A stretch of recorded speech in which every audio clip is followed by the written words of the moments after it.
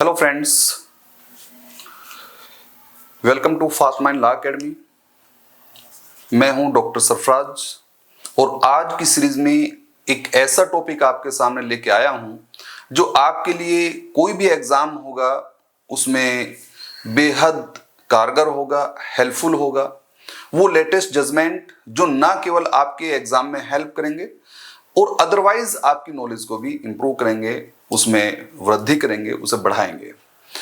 अभी आप अगर उत्तराखंड का एग्जाम देंगे या एचजेएस का एग्जाम देंगे या राजस्थान का एग्जाम देंगे तो उसमें लेटेस्ट जो केसेस हैं वो आपको मिलेंगे। तो वो लेटेस्ट केस कौन कौन से हो सकते हैं जो सुप्रीम कोर्ट के द्वारा माननीय उच्चतम न्यायालय के द्वारा जो 2025 में लेटेस्ट केस जो डिसाइड किए गए हैं, उनमें से एक सीरीज के रूप में कुछ जो जजमेंट हमने जो है पहले वीडियो के माध्यम से आपके सामने रखे थे वो अपलोड हैं चैनल पे। फास्ट माइंड लॉ एकेडमी जो आपका चैनल है यूट्यूब पे, आप उसे ओपन करके उन्हें देख सकते हैं। वो सभी लेटेस्ट केस लगभग जो है 10 या 12 केसेस हैं जो आपके पास जो है वो जा चुके हैं। आज कुछ इसी सीरीज में जो है लेटेस्ट केस हैं और ये एक बड़ा इशू ये है जो रिलेटिंग टू रिजर्वेशन और format of caste certificate for reservation. इसका मतलब साफ है कि आरक्षण चाहिए। आरक्षण के लिए आप जानते हैं कि देखिए एससी, ओबीसी, एसटी, ईडब्ल्यूएस जो है सभी लोग जो है वो रिजर्वेशन को क्लेम करेंगे और जो सीट आती हैं वो नॉर्मली आप इस बात को जानते हैं कि वो दो रूपों में नॉर्मली होती हैं, एक रिजर्व कैटेगरी, एक अनरिजर्व कैटेगरी। अब रिजर्व कैटेगरी में अलग अलग प्रकार की कैटेगरी हैं, उसमें एससी भी है, उसमें एसटी भी है, उसमें ओबीसी भी है, उसमें ईडब्ल्यूएस भी है। ये पूरा पोर्शन जो है आप जानते हैं कि ये रिजर्वेशन का है। तो यहां पर जो एक फैक्ट है सबसे पहला जो है वो इस चीज को जो है क्लियर किया कि मान लीजिए जो सर्टिफिकेट हैं जो ओबीसी कैंडिडेट है या एससी कैंडिडेट है वहां दो टाइप की चीजें हैं। नंबर एक, अगर हम कोई स्टेट का एग्जाम देते हैं तो स्टेट टू स्टेट जो है क्लेम होता है। नॉर्मली अगर आप ये मान लीजिए कि अगर आप सिविल जज का एग्जाम देते हैं उत्तर प्रदेश में और आप एससी कैटेगरी से हैं, एसटी कैटेगरी से हैं, ओबीसी कैटेगरी से हैं, तो आप यहां पर क्लेम करेंगे जो है उस रिजर्वेशन को। और अगर स्टेट करा रहा है मध्य प्रदेश एग्जाम या उत्तराखंड करा रहा है या कोई और जो है वो स्टेट करा रहा है तो वहां पर आप इसे क्लेम नहीं कर पाएंगे। वहां पर आप एज ए जनरल काउंट होंगे, एक सामान्य जो है वो वर्ग के साथ जो है वो काउंट होंगे, वहां पर आप रिजर्वेशन आपको नहीं मिलेगा। इसका मतलब साफ है कि सर्टिफिकेट हुए दो टाइप के। एक वैकेंसी वो जो सेंट्रल गवर्नमेंट की है, उसमें आपका एक सर्टिफिकेट जो सेंट्रल गवर्नमेंट इशू करेगी कि हाँ भाई ये ओबीसी कैंडिडेट है या एससी कैंडिडेट है, तो वो आपका सभी जगह जो है अप्लाइड होगा सेंट्रल गवर्नमेंट की जॉब में। दूसरा पोर्शन ये है कि अगर स्टेट गवर्नमेंट के अंतर्गत स्टेट टू स्टेट एग्जाम हो रहा है तो वहां पर स्टेट की वो वैकेंसी है, स्टेट अपना एक फॉर्मेट रखता है और वो स्टेट के माध्यम से जो है वो सर्टिफिकेट इशू किया जाता है, तो फिर वही सर्टिफिकेट होना जरूरी है। तो यहां पर ये इशू आया कि अगर कोई व्यक्ति जो है, कोई कैंडिडेट जो है ओबीसी कैटेगरी का है और उसके पास सेंट्रल गवर्नमेंट के द्वारा इशू किया गया एक सर्टिफिकेट है, तो क्या वो जो है स्टेट के अंतर्गत की जो भर्ती है, क्या अगर वो उसमें अपलोड कर दे तो क्या प्रॉब्लम है? क्या प्रॉब्लम है भाई? जब जो है वो सेंट्रल गवर्नमेंट के द्वारा एक सर्टिफिकेट इशू किया गया है तो अब जो है स्टेट गवर्नमेंट जो है के द्वारा अलग से सर्टिफिकेट हो, ये तो एक जो है आप देखते हैं कि एक प्रॉब्लम तो ये क्रिएट होती है कि आप जो है अलग अलग प्रकार से अलग अलग गवर्नमेंट से जो है सर्टिफिकेट इशू कराएंगे। और उसमें कई बार प्रॉब्लम ये भी है कि जो है सर्टिफिकेट इशू कराने में भी टाइम लगता है, एक प्रक्रिया है, आप फॉर्म भरेंगे, तहसील जाएंगे, वो सारा पोर्शन जो है वो आपको फॉलो करना पड़ता है। तो कई बार जो है वो जो स्टूडेंट जो है तैयारी में लगा हुआ है उन चीजों से कई बार जो है वो थोड़ा हट भी जाता है। और कई बार उसके मन में ये होता है कि एकदम वैकेंसी आई, उसने देखा कि भाई जो है सर्टिफिकेट जो है अपलोड करना है ओबीसी का या एससी का और मेरे पास एक सर्टिफिकेट रखा हुआ है सेंट्रल गवर्नमेंट से, मैंने इशू कराया था तो वही मैं उसे अपलोड कर दूंगा, मेरा काम हो जाएगा पूरे तरीके से। कई बार हमारे मन में ये चीज होती है। इस क्वेश्चन को यहां पर जो है डिसाइड किया गया। ये एक लेटेस्ट केस आया है जिसे हम देख रहे हैं, Mohit Kumar versus state of UP 2025। Mohit Kumar versus Uttar Pradesh राज्य 2025 जो है का केस है। सॉरी, यहां पर आपने साफ कर दिया। इसके फैक्ट पहले देख लेते हैं। ये देख रहे हैं हम कि देखिए मोहित एंड किरण दो व्यक्ति हैं, मोहित एवं किरण जो है दो व्यक्ति हैं। Both are OBC candidate applied for the sub inspector post in UP. Uttar Pradesh में जो है भर्ती बोर्ड के माध्यम से जब वैकेंसी निकाली गई सब इंस्पेक्टर की जो है प्लाटून कमांडर, तो वहां पर आपने साफ कर दिया कि सब इंस्पेक्टर के लिए ये दो लोग जो है आपने साफ कर दिया, मोहित एवं किरण जो है इन्होंने ये ओबीसी कैंडिडेट थे और इन्होंने जो है सब इंस्पेक्टर पोस्ट के लिए जो है वो अप्लाइड किया। But upload the certificate which was not in required prescribed format. जो रिक्वायर्ड जो एक तरह से फॉर्मेट था उसमें जो प्रेस्क्राइब था, जो विहित था कि इसी फॉर्मेट में आपको सर्टिफिकेट देना है, आपको वो सर्टिफिकेट जो है वो अपलोड करना है जो इस डेट से इस डेट के बीच का हो, जो स्टेट गवर्नमेंट ने इशू किया हो वो आप अपलोड करेंगे। यहां पर ये पूरा मेंशन था वो इन्होंने अपलोड नहीं किया, बल्कि इन्होंने सेंट्रल गवर्नमेंट के द्वारा जो इनके पास पहले से कोई सर्टिफिकेट था वो इन्होंने जो है अपना ओबीसी का ही था वो इन्होंने अपलोड कर दिया। तो ये एक फैक्ट था। अब जो है इन्हें जो है नॉर्मली आपने देखा कि इनके नंबर जो है वो प्रॉपर हैं, सब कुछ है, एग्जाम हुआ, लेकिन बाद में जो है पता चला कि इनका नाम नहीं है। अब जब नाम नहीं है तो इन्होंने क्लेम किया भाई जो है जब मेरे नंबर ज्यादा है तो मेरा ओबीसी कैटेगरी में जो है आना चाहिए। तो यहां पर उसी को लेकर ये केस यहां पर आया। उच्चतम न्यायालय के द्वारा इसमें क्या हेल्ड किया गया ये हम देख रहे हैं। इन्होंने कहा कि देखिए बहुत लंबा पूरा फैक्ट ना बता के थोड़ा सा आप ये देख लें, if caste certificate is not in prescribed format और नॉट अकॉर्डिंग टू एडवर्टाइजमेंट। अगर आपका जो कास्ट सर्टिफिकेट है वो ओबीसी वाला, एससी वाला, एसटी वाला सारे जो है वो चीजें आपको क्लियर कर दी, अगर वो प्रेस्क्राइब जो विहित जो एक तरह से फॉर्मेट है, जो प्रारूप है, अगर उसमें नहीं है, नॉट अकॉर्डिंग टू एडवर्टाइजमेंट, जो एडवर्टाइजमेंट में फॉर्मेट मांगा गया है अगर वो फॉर्मेट नहीं है तो candidate has not right to claim the reservation. फिर आप जो है वो रिजर्वेशन को क्लेम नहीं कर सकते, फिर आप एज ए जनरल कैंडिडेट के रूप में जो है काउंट होंगे। और साथ ही साथ जो है हियर डिसमिस द अपील, यहां पर अपील को डिसमिस कर दिया and not provide the relief to Mohit and Kiran, और जो है मोहित और किरण को कोई रिलीफ नहीं दी गई। और साथ ही साथ जो है इसे जो है जो यहां पर रिलेटेड केस रखा जिसे इन्होंने फॉलो किया, ये कहते हैं कि registrar general high court versus Srinivas Prasad Saha 2013 का केस है, जिसमें जो है माननीय उच्चतम न्यायालय के द्वारा पहले स्पष्ट कर दिया गया था कि candidate follow the advertisement. Normally एक डायरेक्शन दी गई थी कि अगर कोई व्यक्ति जो है कंपटीशन की तैयारी कर रहा है और वो कंपटीशन की तैयारी करने के बाद एग्जाम देता है तो वैकेंसी के लिए जब एडवर्टाइजमेंट आता है तो सबसे पहला काम ये है कि वो कैंडिडेट जो है सबसे पहले जो है एडवर्टाइजमेंट को फॉलो करे, उसका अनुसरण करे, जैसा एडवर्टाइजमेंट में, जैसा विज्ञापन में लिखा हुआ है वैसा वैसा आप करें और carefully read out the advertisement को केयरफुली पढ़ें, प्रॉपर तरीके से ध्यान से पढ़ें, otherwise note claim the vacancy. Otherwise फिर अगर आपने एडवर्टाइजमेंट को प्रॉपर तरीके से नहीं पढ़ा है, पहला काम यह है कि आप वैकेंसी का फॉर्म फिल कर रहे हैं तो सबसे पहले आप जो है एडवर्टाइजमेंट को प्रॉपर तरीके से सावधानी पूर्वक केयरफुल्ली पढ़िए उसे, और पढ़ने के बाद उसी का अनुसरण करिए, जैसे जैसे एडवर्टाइजमेंट में मांगा गया है वैसा वैसा आप जो है वो फिल करिए, तो फिर आप जो है रिजर्वेशन को क्लेम करेंगे, अदरवाइज आप जो है वो क्लेम नहीं कर पाएंगे। तो ये एक लेटेस्ट केस है जिसे हम देख रहे हैं, Mohit Kumar versus state of UP 2025। और इस केस में आपने साफ कर दिया कि देखिए अगर आप जो है वो जो सर्टिफिकेट है जो सेंट्रल गवर्नमेंट के द्वारा दिया गया है वो अपलोड कर देते हैं जबकि मांगा गया था स्टेट गवर्नमेंट के द्वारा इशू किया गया सर्टिफिकेट, तो फिर आप रिजर्वेशन को क्लेम नहीं कर सकते क्योंकि आपने प्रॉपर एडवर्टाइजमेंट को फॉलो नहीं किया है, आपने एडवर्टाइजमेंट को केयरफुली रीड आउट नहीं किया है और जो एडवर्टाइजमेंट प्रेस्क्राइब्ड फॉर्म है वो फॉर्मेट आपने नहीं दिया है, तो यहां पर आप इसे क्लेम नहीं करेंगे। ये बात आपने साफ कर दी। ये था एक case Mohit Kumar versus state of UP 2025 का। तो इस प्रकार हमने अभी तक जो देखा है Mohit Kumar versus state of UP 2025 का केस हमने देख लिया है, जिसमें आपको एक बात बिल्कुल साफ कर दी गई कि अगर आप रिजर्वेशन को क्लेम करना चाहते हैं तो आप एडवर्टाइजमेंट को फॉलो करिए, एडवर्टाइजमेंट में जो फॉर्मेट मांगा गया है उस फॉर्मेट को जो है आप अप्लाई करिए। ये बात आपने साफ कर दी। अब एक नया पोर्शन है, ये बहुत लेटेस्ट, बिल्कुल 2025 के दो केस हैं, एक थोड़ा पहले, एक तो बिल्कुल 2025 में 23 मई में आया है। तो यहाँ पर हम देख रहे हैं गाइडलाइन रिलेटिंग टू अरेस्टिंग, गिरफ्तारी से संबंधित जो है वो गाइडलाइन जारी की गई हैं।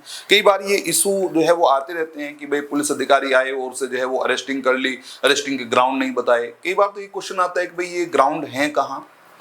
आप इस बात को जानते हैं कि देखिए अगर आप किसी व्यक्ति को अरेस्ट करते हैं तो article number 22 close 1 Indian constitution आपको एक राइट देता है कि जब आपको अरेस्ट किया जाएगा तो आपको अरेस्टिंग के ग्राउंड आपको बताए जाएंगे और साथ ही साथ आप अपनी चॉइस के किसी एडवोकेट से आप एडवाइस ले सकते हैं, आप उससे अपना डिफेंस करा सकते हैं, अपनी प्रतिरक्षा करा सकते हैं। ये राइट जो है आपको भारतीय संविधान का अनुच्छेद 22 देता है और ये एक फंडामेंटल राइट है, मूल अधिकार है हर एक जो है व्यक्ति के पास। तो यहाँ पर आपने इस बात को साफ कर दिया कि अब जब अरेस्टिंग होती है तो बहुत बार ये जो है लगातार इशू आते हैं कि भाई पुलिस आई और पुलिस ने अरेस्टिंग कर ली, अरेस्टिंग के समय हमें तो कोई कारण भी नहीं बताया, जब पूछा गया भाई क्यों अरेस्ट कर रहे, क्यों अरेस्ट कर रहे, तो वो लेके चले गए। तो यही इसी टाइप के जो इश्यूज आ रहे हैं उन पे जो है केस लगातार हैं।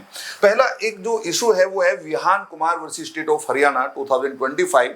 ये केस हम देख चुके थे, पहले वाली वीडियो में भी हमने देखा था। Vihaan Kumar versus state of Haryana 2025 in case of arresting without warrant. यहां पर कहा गया था कि देखिए अगर गिरफ्तारी बिना वारंट की जाती है, अच्छा एक क्वेश्चन ये भी है कि क्या बिना वारंट की अरेस्टिंग हो सकती है। तो ये हमने जो है पहले सीआरपीसी में जब हम देखते थे तो वहां पर हम देखते थे कि 41 के अंतर्गत, 42 के अंतर्गत, 151 के अंतर्गत वो कई सारे सेक्शंस हम देखते थे जिनमें हम जो है वो अरेस्टिंग विदाउट वारंट हो सकती है। अब जब हम बीएनएसएस देखते हैं, भारतीय नागरिक सुरक्षा संहिता देखते हैं, तो मेन जो सेक्शन है वो है 35 सेक्शन में जो है पुलिस के पास पावर है कि वो विदाउट वारंट अरेस्ट आपको कर सकती है। तो विदाउट वारंट अरेस्ट अगर किया जाता है तो उसके लिए गाइडलाइन ये है कि इन case of arresting without warrant, अगर बिना वारंट की गिरफ्तारी आपकी की जा रही है, tell the ground of arresting, तब जो है जो ग्राउंड है अरेस्टिंग के, जो गिरफ्तारी के आधार हैं वो आपको बताने चाहिए टू दैट पर्सन, उस व्यक्ति को जिसे आप गिरफ्तार कर रहे हैं, जिसे आप गिरफ्तार करने के लिए गए हैं। अब आप गिरफ्तार कर रहे हैं उसे, तो पुलिस के लिए जो है एक गाइडलाइन जारी करेगी कि अगर आप चाहते हैं कि किसी व्यक्ति को अरेस्ट करना है और विदाउट वारंट अरेस्ट करना है, तो फिर उसे अरेस्टिंग के आधार बताए जाएं कि क्यों आपको अरेस्ट किया जा रहा है।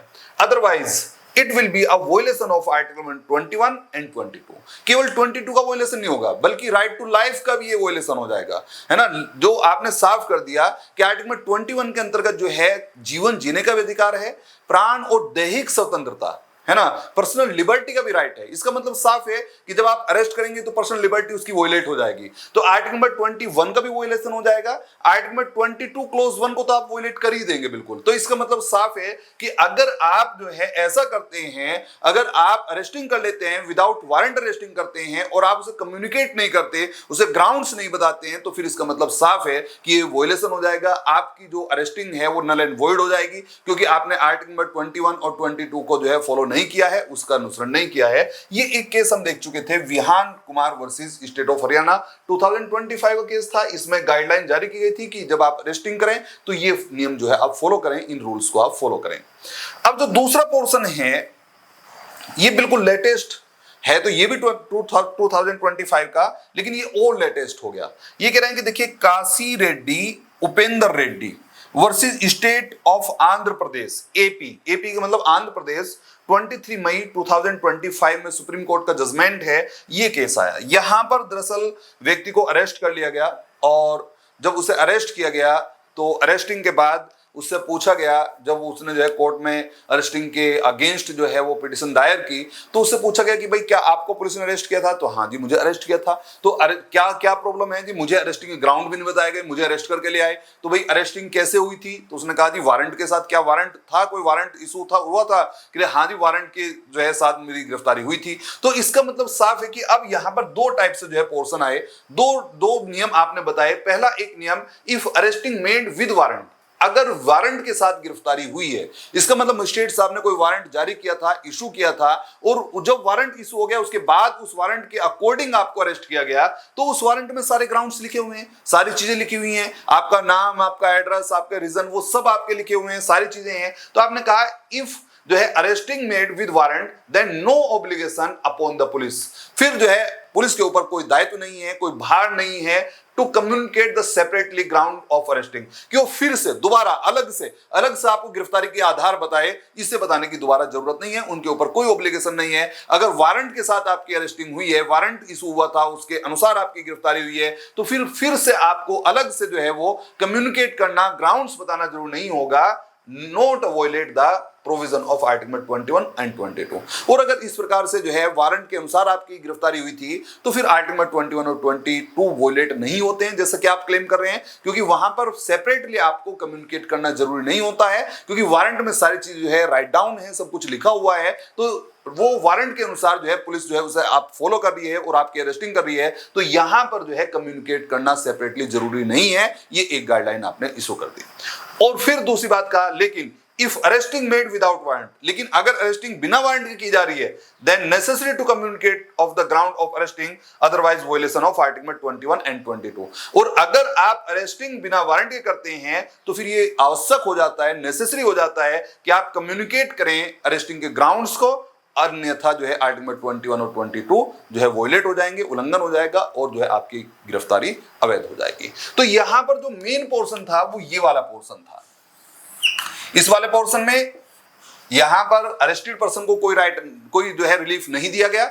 उसका रीजन ये था क्योंकि उसने कहा कि हाँ मुझे विद वारंट अरेस्ट किया गया, बिना वारंट के नहीं किया गया था। तो इसका मतलब साफ है कि कोर्ट ने कहा कि अगर विद वारंट अरेस्टिंग होती है, अगर अरेस्टिंग मेड की गई है with warrant, then no obligation जो है अपॉन द पुलिस, की पुलिस पर फिर कोई अलग से जो है कोई दायित्व नहीं है, कोई भार नहीं है कि वो सेपरेटली कम्युनिकेट करे आपको ग्राउंड्स को, फिर से आपको बताए, अलग से बताए, ये बताना जरूरी नहीं है, सब कुछ उसमें लिखा हुआ है। तो ये बात आपने साफ कर दी। ये केस था काशी रेड्डी, उपेंद्र रेड्डी जो है वर्सेस स्टेट ऑफ आंध्र प्रदेश, 23 मई 2025। ये दो लेटेस्ट केस प्रॉपर तरीके से, इनमें गाइडलाइन आपको दिखाई पड़ेगी, गाइडलाइन रिलेटिंग टू अरेस्टिंग का जो पोर्शन जब हम बीएनएसएस देखते हैं या सीआरपीसी देखते थे तो वहां अरेस्टिंग नॉर्मली जो है कॉग्निजेबल ऑफेंस और नॉन कॉग्निजेबल ऑफेंस, दो प्रकार के ऑफेंस नॉर्मली अरेस्टिंग के आधार पर लगाते हैं आप। जब कॉग्निजेबल ऑफेंस होता है तो पुलिस को राइट होता है विदाउट वारंट अरेस्ट करने का, और जब नॉन कॉग्निजेबल ऑफेंस होता है तो फिर विद वारंट ही अरेस्टिंग होगी, पहले वारंट इशू कराना पड़ता है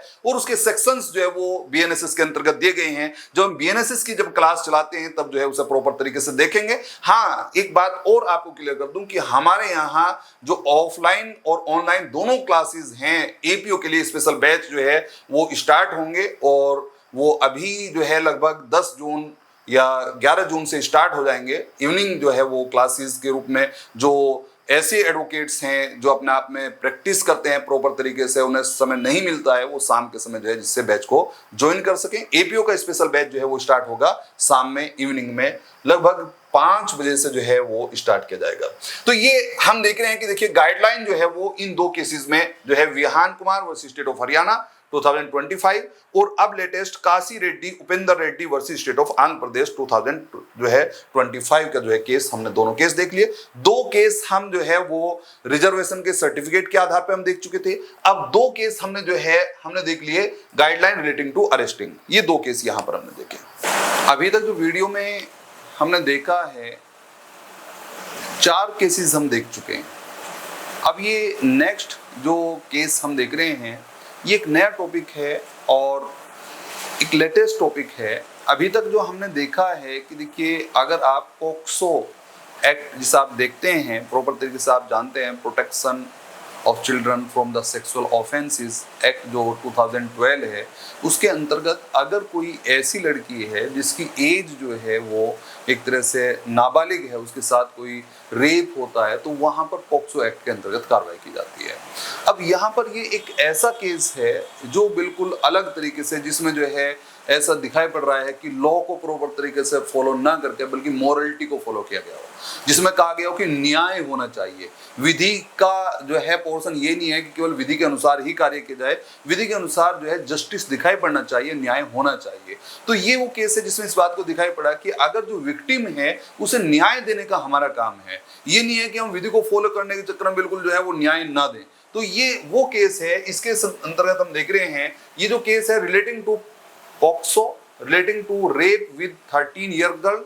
आपने इस बात को साफ कर दिया, देखिए in re right to privacy of adolescents, supreme court 2025। ये है केस का नाम, ये केस का नाम है इन re right to privacy of अडोलसेंट्स। ये जो है वो केस का नाम है। थोड़े से फैक्ट पहले देखते हैं।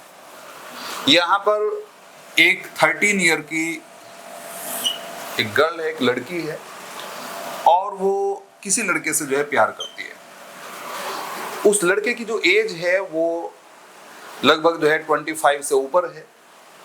वो घर से उसके साथ चली जाती है और जाकर मंदिर में उससे जो है शादी कर लेती है।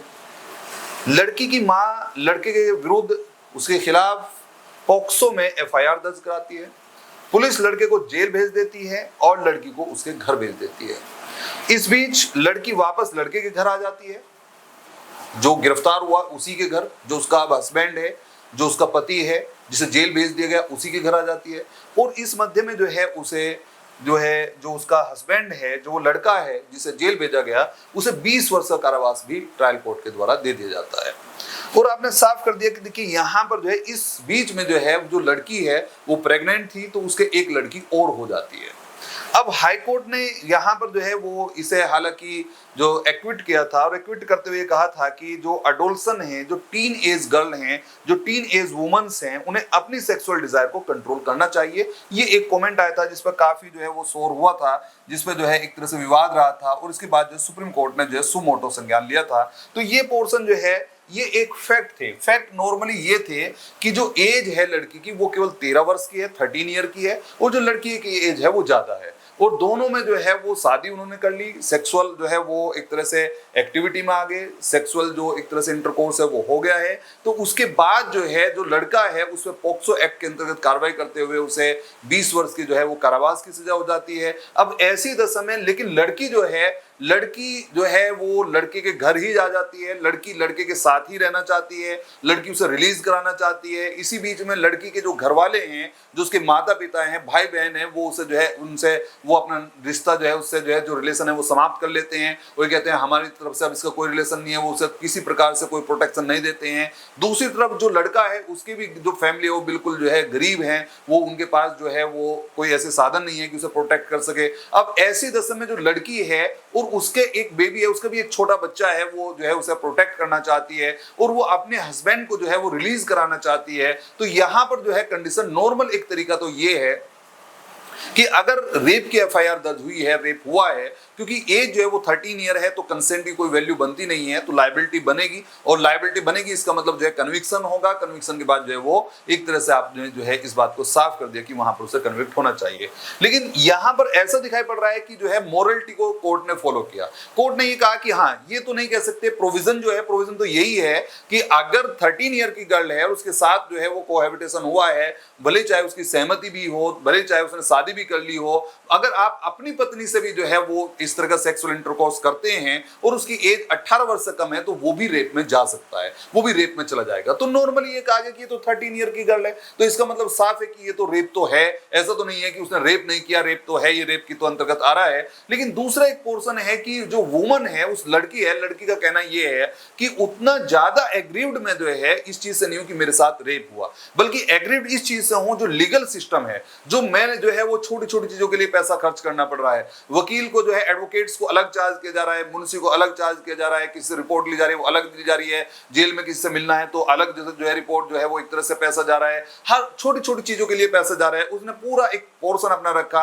कि कितना पैसा मेरा खर्च हुआ, वो पूरा जो है पोर्शन भी रखा कि जो है इतने पैसे मैं इसमें खर्च कर चुकी हूँ, और कोई मेरे पास जो है वो हेल्प करने वाला नहीं है, मुझे प्रोटेक्ट करने वाला नहीं है, मेरी एजुकेशन जो है वो दिला सके। मेरा केवल एकमात्र सहारा वो यही है जो मेरा हस्बैंड है, जो इस समय जेल में है, जिसे जेल भेज दिया गया, जिसे जो है वो कारावास दे दिया गया, तो इसे जो है रिलीज किया जाए। यहां पर ये केस है। कहने का मतलब ये है कि वो लड़का लड़की तो सहमत हैं, लेकिन घर वालों ने एफआईआर दर्ज कराई थी, अब वो घर वाले साफ अलग हट गए। अब वो महिला को, लड़की को प्रोटेक्ट भी नहीं कर रहे हैं, क्योंकि लड़की जो है वो उसी के साथ, अपने हस्बैंड के साथ रहना चाहती है। तो ऐसी दशा में जो है कोर्ट को दोनों चीजें देखनी है। एक तो लीगल प्रोविजन है कि भाई जो है अगर जो है उसकी एज 13 ईयर है तो फिर कंसेंट की कोई वैल्यू नहीं बनती, तो ऐसी दशा में जो है रेप तो हुआ है। लेकिन दूसरी कंडीशन ये है कि जो वुमन है, जो अपने हस्बैंड के साथ रहना चाहती है और उसी पे आरोप किसी और ने लगाया है कि भाई इसने रेप किया है, वो उसके साथ रहना चाहती है और कहती है कि यही मुझे प्रोटेक्ट कर सकता है, और कोई उसके पास जो है प्रोटेक्शन भी नहीं है और लीगल सिस्टम के से वो एग्रीव्ड है, तो ऐसी दशा में जस्टिस ये है, न्याय ये है कि देखिए उस महिला को भी प्रोटेक्ट किया जाए, और उस महिला को प्रोटेक्ट करने के लिए उस व्यक्ति को रिलीज किया जाए, उसे जो है छोड़ा जाए, उसे जो है कन्विक्ट जो है वो रेप तो हुआ है लेकिन उसे कोई कारावास ना दिया जाए। ये बात आपने साफ कर दी। ये वाला पोर्शन जो है फॉलो किया सुप्रीम कोर्ट के द्वारा। अब ये तो हमने फैक्ट देख लिए, फैक्ट पूरे हो चुके थे हमारे। अब हम सुप्रीम कोर्ट ने हेल्ड क्या किया, देखिए ये एक ऐसा केस है जिसके अंतर्गत दोनों चीजों का कॉम्बिनेशन आपको दिखाई पड़ा। लॉ के अनुसार लॉ के जो इंग्रेडिएंट हैं वो फुलफिल होने चाहिए, वो भी फॉलो किया।